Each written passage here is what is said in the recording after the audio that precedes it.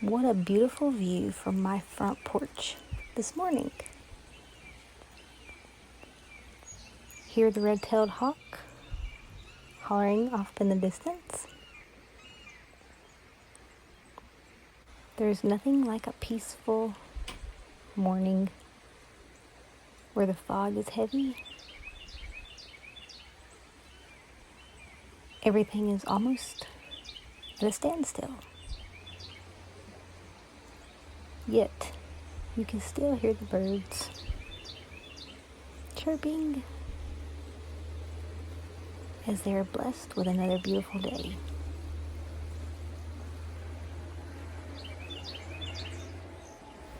Even the sound of the peaceful flowing waters, combined with the sound of neighbors rushing off to work and the birds chirping, make this a peaceful yet active morning in the Appalachian Mountains. We thank God for another day here in Appalachia.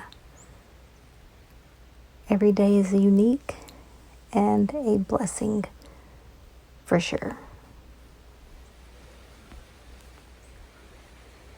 The sun's breaking through the fog finally. And there you can see another beautiful day awaits us.